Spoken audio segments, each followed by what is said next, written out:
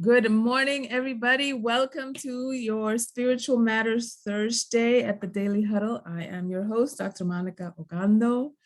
And today we have a topic that perhaps you weren't expecting from Spiritual Matters. We're talking about the question is seasonal affective disorder a spiritual condition? And you might be thinking, what? I couldn't have put those two together. That was not on my bingo card for this week. So we're going to talk about it today.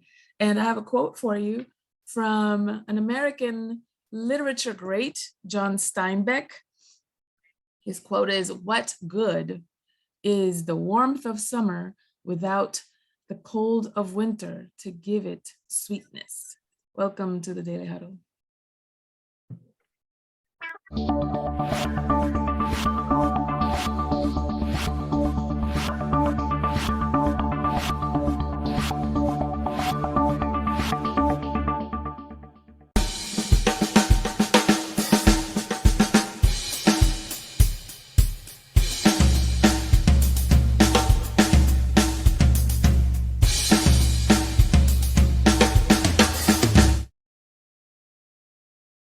Good morning once again to everybody. I love seeing these beautiful faces on my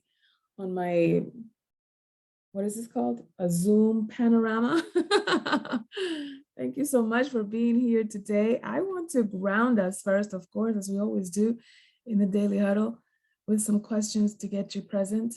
So I'm going to start with Andrea because she looks so cute today. Andrea, how are you and what are you grateful for? Monica, I am the way I say I am. And this week I decided to say I'm powerful. Oh, right. I love that. Right. Yes. And what I'm grateful for? That was the second question. Yeah. I was grateful yesterday for technology and I'm going to be grateful for it again today. Yes. I'm on a roll. Technology is a good thing. Listen, sometimes that's a description and sometimes that's a declaration, but yes, we're going to go with it. I love it. Thank you. Chase. Yay. Chase is here once again.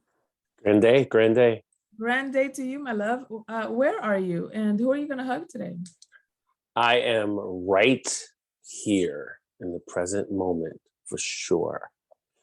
And I'm going to hug a good friend of mine today who is going through some stuff. They don't know I'm going to hug them yet, but I'm going to hug them today. Okay. All right. I love it. I love those unexpected hugs when there's consent, of course. Otherwise, it's like weird. That's awesome. I love how present you are for your friends. That's always been something that I connect to you specifically. It's like, that's a Chase thing. Thank you so much. Thank you. So I want to talk to you, everybody, about seasonal affective disorder. First of all, since I'm the queen of audit your assumptions, let me not assume that you know what that is. Do you know what seasonal affective disorder is? Put a 1 in the chat. If you know what it is, put a 2 in the chat if you do not know what it is. 1 if you do, 2 if you don't. Okay, fantastic. All right. So seasonal affective disorder is a type of depression that is related to changes in the seasons and begins and ends around the same time every year. Typically, folks get seasonal affective disorder. If you use the acronym, it's SAD, around the wintertime. And it is a biochemical condition. It's not like I'm just needs. Depression is not something that you can smile your way out of, right? Depression is a biochemical condition. And so my question is that a spiritual condition too, not just biochemical? And I've done some research. Do you want to know what I found out? Do I know? 1 in the chat if you do, 2 in the chat if you don't. Actually, don't even bother putting a 2 in the chat. If you don't want to know, you can just log off. You know what I mean? Because that's what we're talking about today. So I found out that seasonal affective disorder is indeed a spiritual condition under certain assumptions. Track with me, okay? Because again, I'm always telling you to check yourself before you wreck yourself. So that just means audit your assumptions. The number one assumption that you are going to have to release, and then the number one assumption that you're going to have to adopt in order for this to make sense, is you're going to have to release the assumption that we're meant to work in a linear timeline and independent of external circumstances, right? Because it's kind of like living on the planet instead of with it, with that assumption. And then the assumption you're going to have to adopt is that we are designed to move with the cycles of nature. And thus, when nature says it's time to hold back, it's time to sit down, it's time to hibernate, it's time to go within, if you keep going, if you keep hustling, if you keep chasing, if you keep waking up at a certain time and challenging your sleep cycles and eating out of season, et cetera, your biochemistry will change and you'll experience what is commonly known as seasonal affective disorder, otherwise known as SAD. But it's not because there's anything quote unquote biochemically wrong with you. It's because you're going biochemically against the biochemistry of the planet you live in. Does this make sense what I'm saying to you? So what happens when someone experiences seasonal affective disorder is that they feel like they just don't have that gumption. And man, I was waking up at 5 o'clock in the morning. I'm an early riser and I'm supposed to get up at 5 so I could be in the gym at 5:01 and so that I could spend 3 hours and so that I could get 3 hours of work, before the kids are up and blah, blah, blah. And you just push yourself to this thing. And nature's looking at you like, bruh, hibernate, sleep, rest, rejuvenate. This is the time to do it. There's nothing going on the upper surface of the earth. Everything is going inside because you've already done your planting and now you just need to let the earth relax for a second. That's why it gets cold. That's why the sun goes down, quote unquote, earlier. It's not that it goes down earlier, it's that we've managed. That's so funny.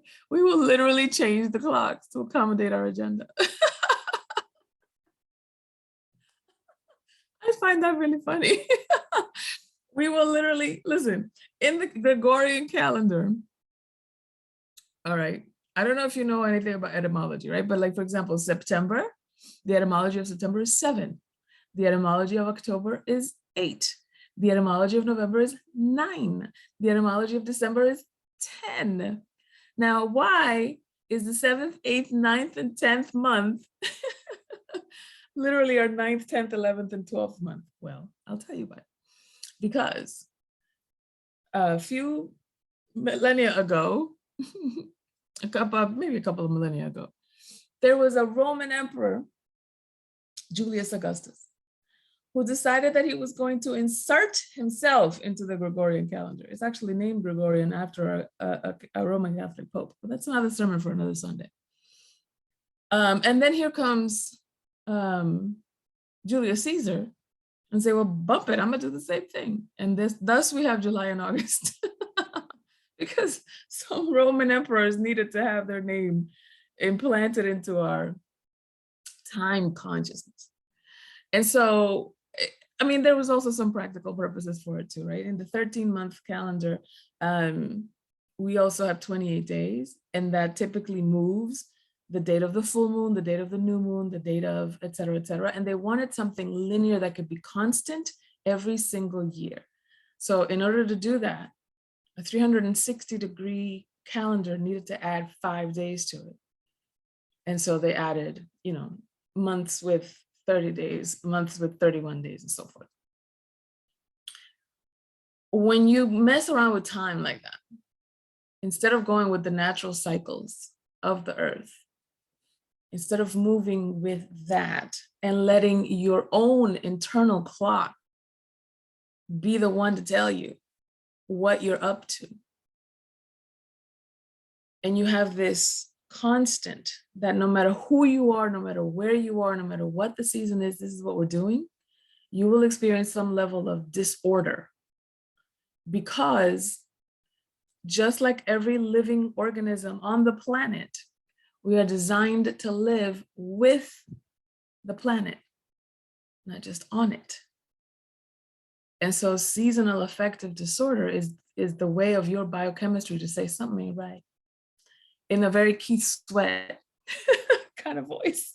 I don't know if you know that song in the 80s. Keith Sweat said something, something, something, something just ain't right. So it's your body's way of saying, yeah, no, we're off. We're off. And so you want to make sure that you can accommodate your own body's wisdom in terms of its seasons, in terms of its cycles, in terms of its patterns, in the healthiest way. I'm not telling you quit your job and go live in the mountains somewhere or the beach or whatever. I mean, if you do, please, more power to you. But some of us can't do that, right? And so if you choose to align with your deepest patterns, here are some of the things that you can do about it. One, go to sleep when your body's tired. Sounds so simple, right? I know if you're anything like me, there have been times when your body's like, yeah, it's time to lay it down. And then in your mind, you're like, nah, I got 3 more hours to finish this paper. I got 3 more hours to finish this kitchen. I got 3 more hours to blah, blah, blah. Or you simply look at the clock and let the clock tell you when it's time to go to sleep. And you see that it says 6 o'clock and you're like, that's too early. No, I need to go to sleep a little later than that. Even though your body's telling you, no, we want to go to sleep right now. Right. So the first one is to listen to your body's cues as much as possible as to what you need. I found out when I was very young that I am a night person. I am not a morning person. And for a long time, I fought against that. For a long time, because society tells you that, you know, the early bird gets the worm and so forth. Until finally I was like, you know what? If God wanted me to be a morning person, God would have made me a morning person. And maybe this is just another example of biodiversity. We need morning people and night people, and I'm one of those. So I'm gonna stick with those, right? So that's the first step. Listen to your own internal seasons and cycles and honor them as much as possible. Second, in order to do that, you're going to have to make some choices about your schedule, about your commitments, about your relationships, et cetera, et cetera. And those choices sometimes require powerful requests. For example, one of the things that I've done with my own personal calendar is that outside of Thursdays, because on Thursdays we do daily huddle at 9 o'clock. Outside of Thursdays, I do not take any morning appointments, ever, for any reason. Because not only do I want to wake up when I'm done sleeping, I also want to ramp up the day in whatever pace I deem fit for that day. And I don't want any kind of outside commitments to interrupt that flow. So it's not like I'm sleeping until 12 noon. It's more like my morning is for me and for my get up and for my morning rituals and for my spiritual practices and so forth. So that's the second thing, is that you're going to have to make some choices and some commitments, and then of course some powerful requests. And then the third thing is eat in season. You may not have noticed this, but there's some certain fruits and vegetables that are only available in the summer, or only available in the autumn, or only available in winter, etc. Eat in season. That'll help you to manage your biochemistry, because whatever's available during that season is what will nurture you in that season. If you eat out of season, then you're throwing your biochemistry off as well. Make sense what I'm saying? So now I want to turn it around on you, and I want to hear from you. Have you experienced this? Maybe you didn't have a name for it. Maybe you didn't know what it was. Maybe you didn't know how long it lasted. Maybe there was just a sense of like, you know, malaise that you didn't know how to put the name on it. But I want to know from you, have you ever experienced this? And two, what did you do to manage it or to deal with it or to get out of it, et cetera, et cetera? Let's see, who's got their hand up? Who wants to say something? Ooh, Cece, come on, girl, let's go. Good morning. Good morning. Good morning. Yes. I have experienced that, but what I did was I got me some therapy lights, the bright lights Mhm. to assimilate the sun. And then I got some vitamin D drops. And I do listen to my body more. Like when I need to go to sleep, I go to sleep. Mhm. And no matter, sleep out in public, church, all that kind of stuff. Mhm. And when I wake up, I'm okay. I love So, it. so yes, today is a good day. And thank you so much for the topic. Thank you, Cece. Love you. Layla. Yes, good morning. Good morning. Yeah, have and am going through dealing with that even now, and have been for a minute, for a little while. Mhm. I've always been a high energy person. I make up my mind I want to do something, and I just go at it, and no matter if I'm tired or whatever, I'll work through it. And I understand now that that's something I should have thought better about.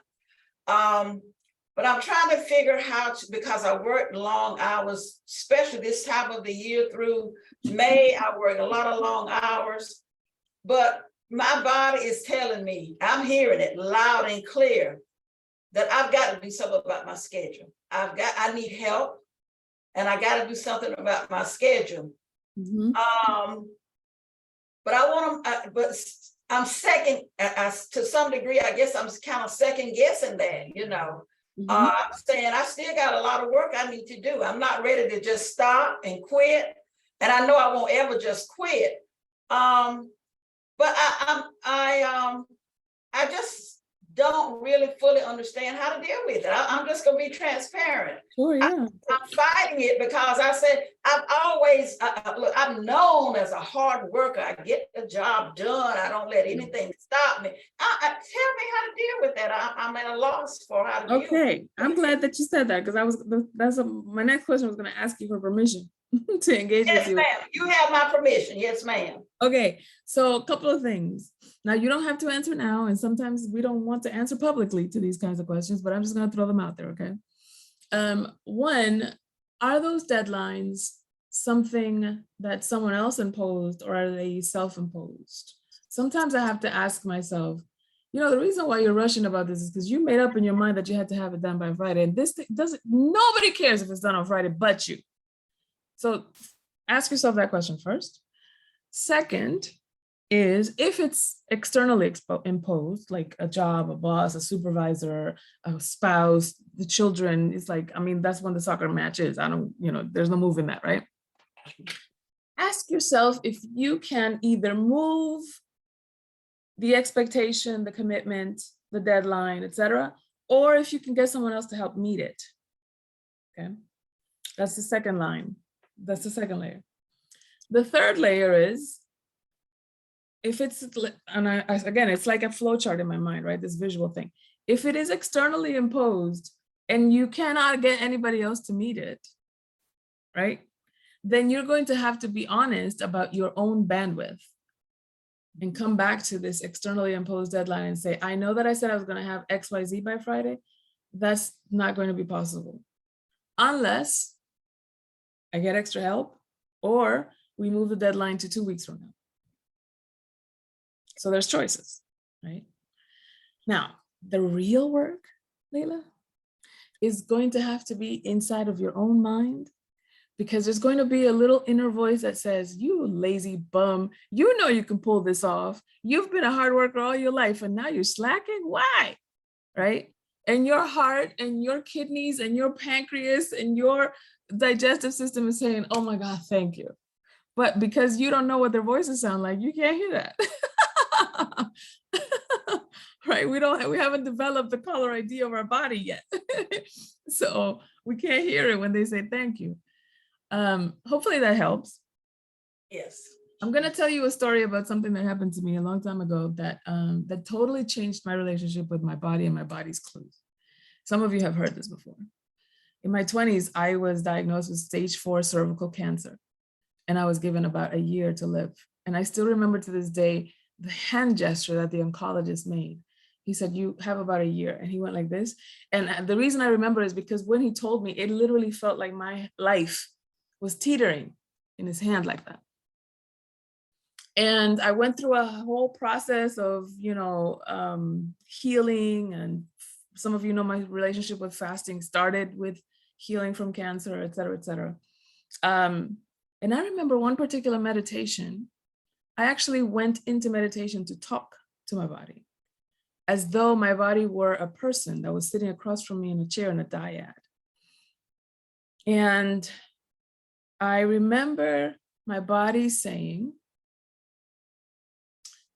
I'm your best friend.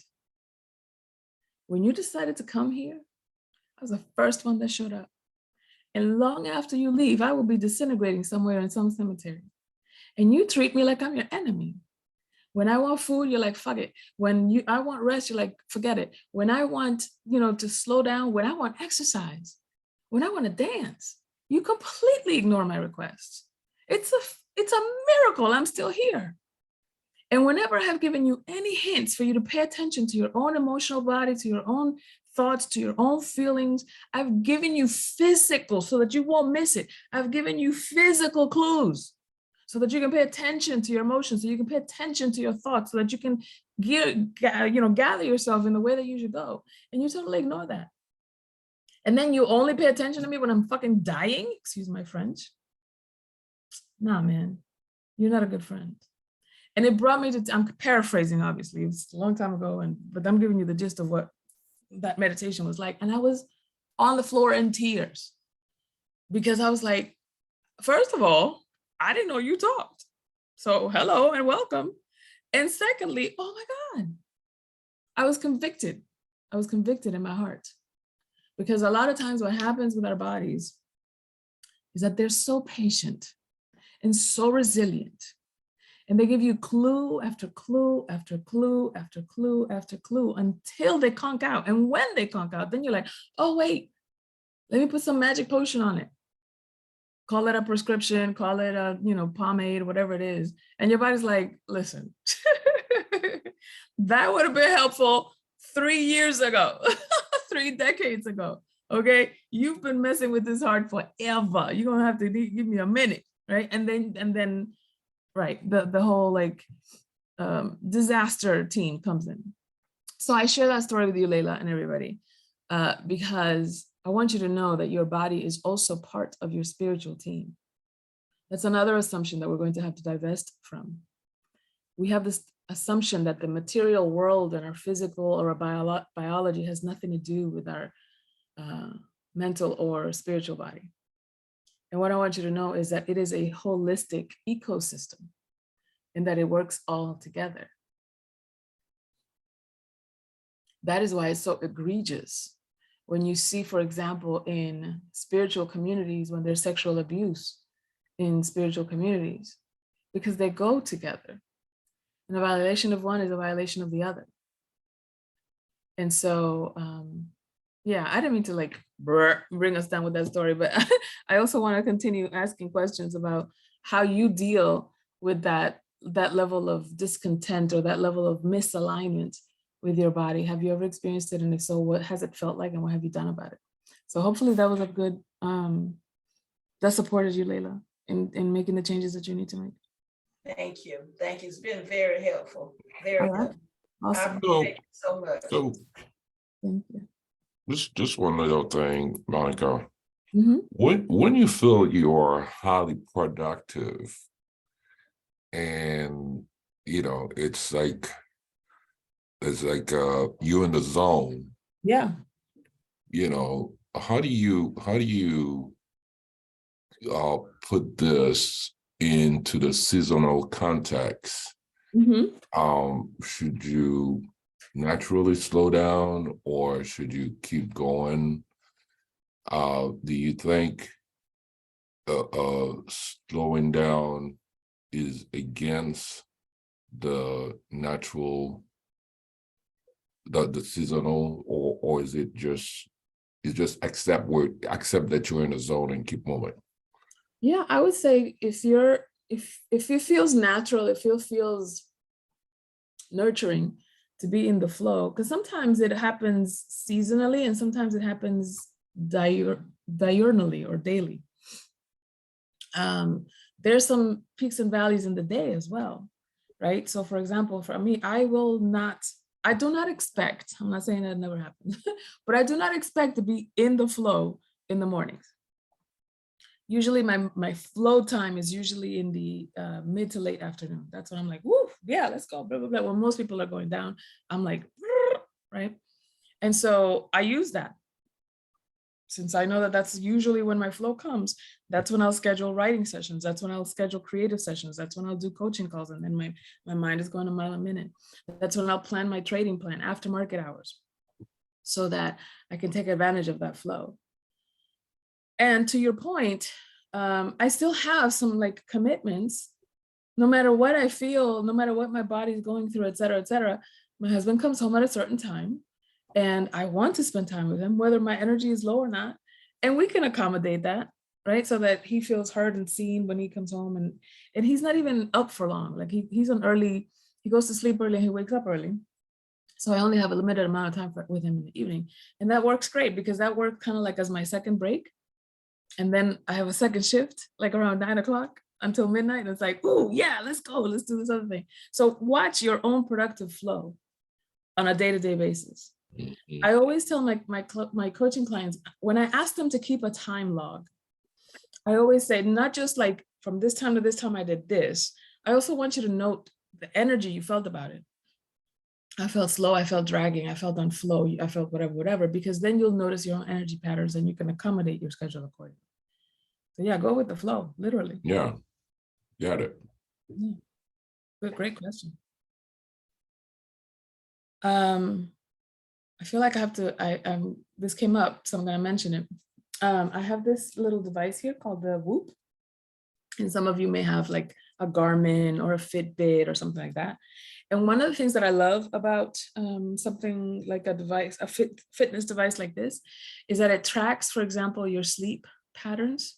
It tracks your strain, for example, how hard you've exercised, of how hard you've moved through the day, et cetera. Because sometimes I have a really high strain, but that's because I was dancing in my kitchen, not because I was exercising. And then that allows you to have some hard quantitative data about how your body has moved and or what it feels like, et cetera, so that you can move accordingly. I am a fan of data. I love dharma, but I think data supports it. Anybody else? Another question, another comment, another aha breakthrough? Are we good? Are we complete? Good morning. Hi, Rashida. Hi, good morning, Monica. Thank you so much for the point. It's funny that you hoping I will say clarify something that happened to me 9 years ago.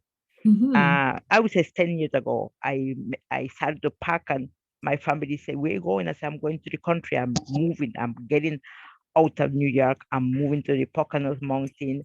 And they says, "Why?" I says, "I no longer fit in here. I no longer fit here." He said, "Why?" I say, I need the space. I need accommodation. I need to wake up in the morning and just take long walks." I said, she said, "But you've been doing this in Prospect Park." I said, "Yes, it's not the same." So when you say that just pick yourself up and move, now I know why was the reason that I picked myself up, make my mind up 10 years ago, move 9 years ago, buy a house in the country. And now my motivation is that I live in half the grid. It's amazing to see that I've not known the philosophy behind the moving. Now I understood 9 years later, right? Thanks to you, I understood what was the issue of I uprooting myself out of the city into the country. Thank you so much. I really appreciate You're that. welcome. You're welcome. Yay! Rashida putting two and two together. I love it. I appreciate everybody for being here. I love that you were open to this conversation, because I know when I wrote it, I was like, this doesn't sound like it goes together. So I appreciate you being here and being curious with me. Remember always our tenets for the daily huddle, Patty Dabrowski's principles: love, generously, laugh loudly. I always say like laugh, like cackle, like take it beyond the giggle. You know what I mean? Like guffaw, cackle, snort when you laugh. That's how you know you really get it, right? Give generously, eat more plant-based, sleep at least 7 hours of sleep, get at least 7 hours of sleep, move your body. We just talked about that. Move your body. My personal preference in moving my body is dancing. And yours might be something else. Yours might be lifting weights, working out, whatever it is, do it. And then of course, audit your assumptions. Check yourself before you wreck yourself. When you audit your assumptions, you open your mind to other possibilities. The way you have it isn't necessarily the way it is. Thank you so much for being here, everybody. See you next time. Bye. Thank you. See you tomorrow. Have a good day. One love, guys. One love. Have a great day, everybody. Have a wonderful day.